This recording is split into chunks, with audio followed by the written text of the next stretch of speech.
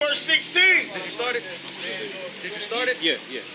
Behold, I will send forth many fishers, said the Lord. Right. And they shall fish them. And after will I send forth many hunters, and they shall hunt them from every mountain and from every hill and out of the holes of the rocks. Right. So he said they're going to hunt them from out of every hill and out of the holes of the rocks. We mentioned that earlier in Revelation 6 chapter. They're going to say to the hills and to the rock, to the mountains, hide upon us, cover us from the face of the Lamb, man. So we ain't got to get judged, all right? But we're going to find them out. Through the spirit of power, Yahweh Shemel Shah, Lord, when we get those spiritual powers, we're going to be able, like them chariots, you're not a chariot because they from the on high, they from the fourth dimension, they can materialize and dematerialize. By that, I mean, they can form an object like this. I'm not talking about it become a stand, don't get fucking simple. I'm talking about they become a solid object and then they can become, they can vanish in thin air. That's what I'm basically trying to get at.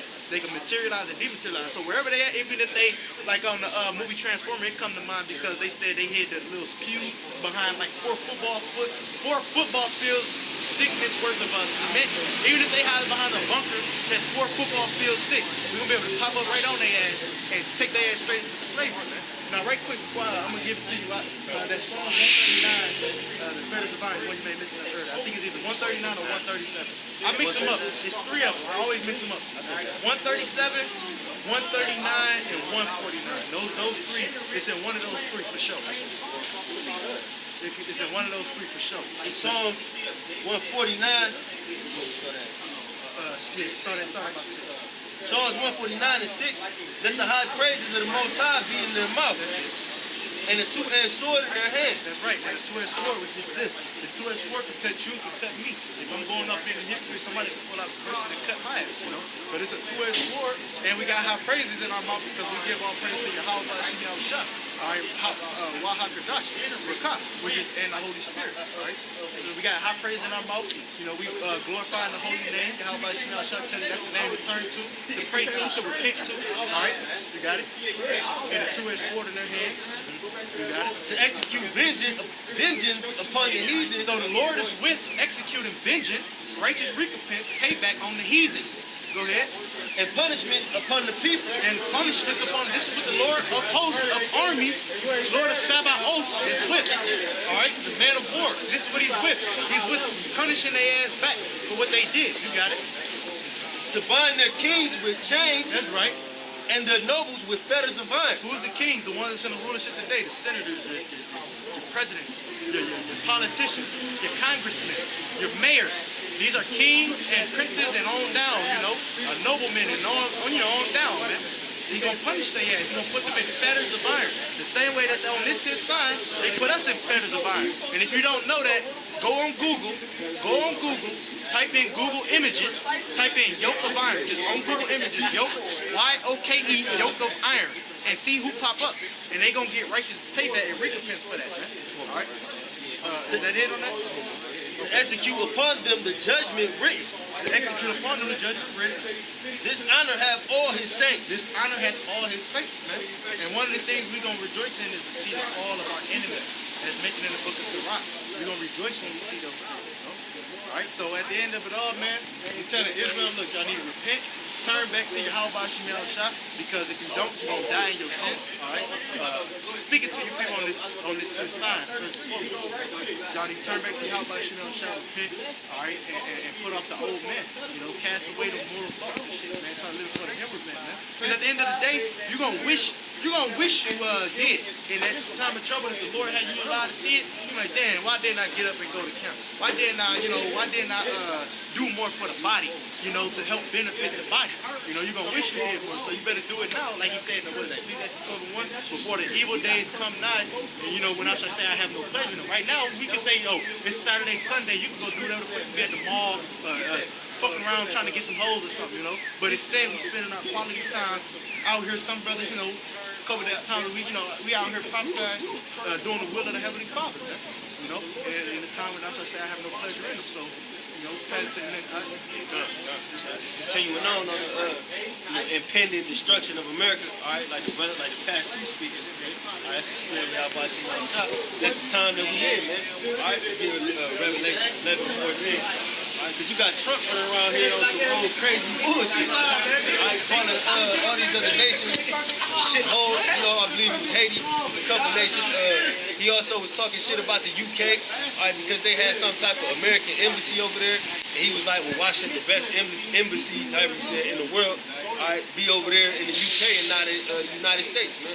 And Trump is what you would call rubbing a lot of people the wrong way. The nations are getting real angry with Trump, man.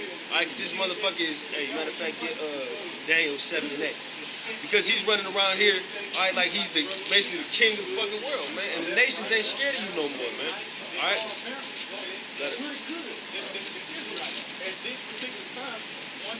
This day, This 11 and 14. This Revelation chapter 11, verse 14.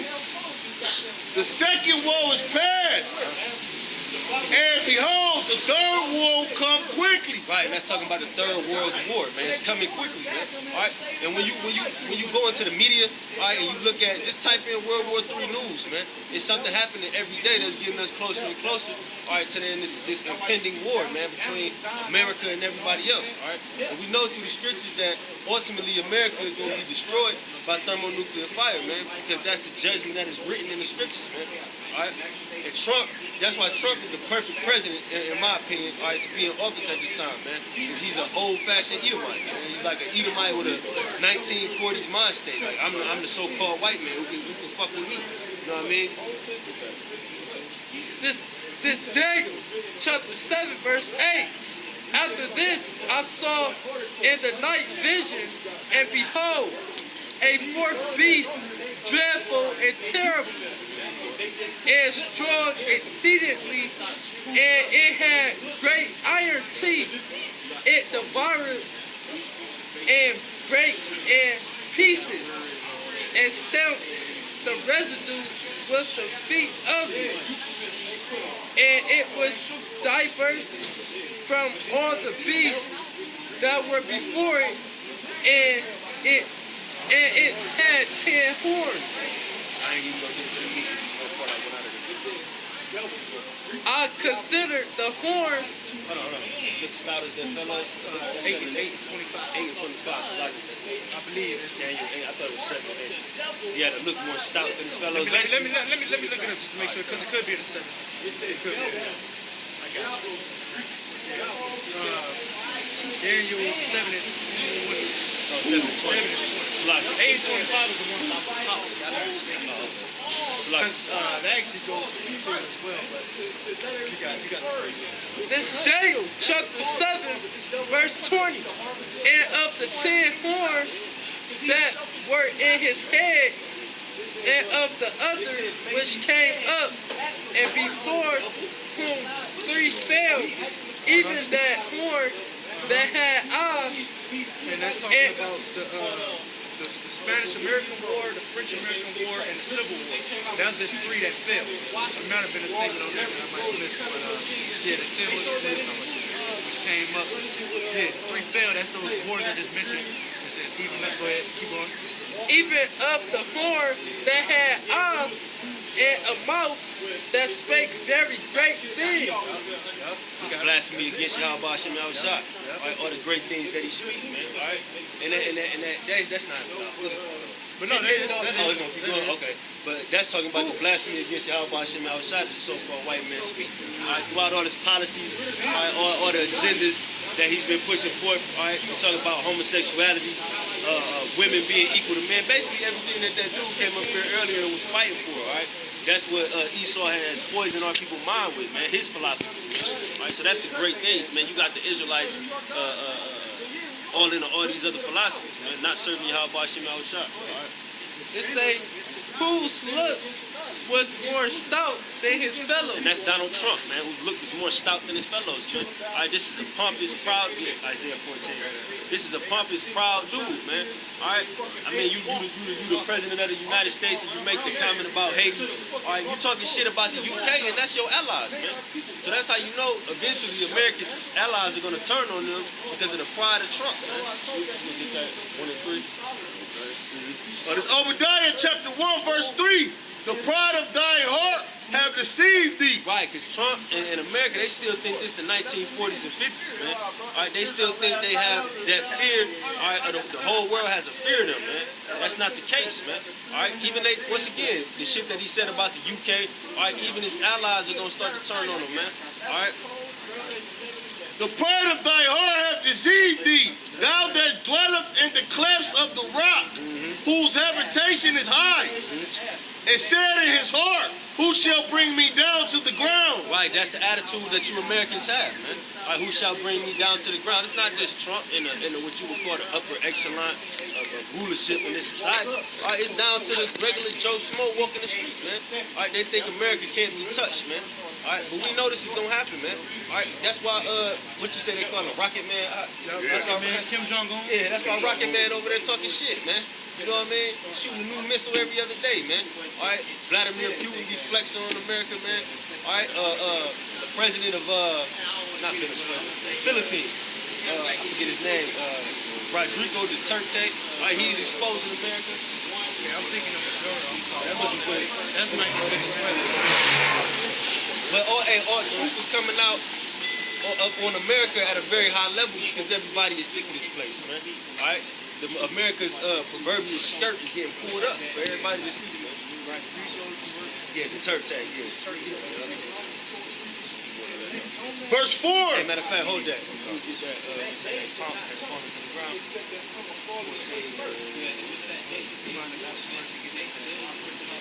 Yeah, you can get that now.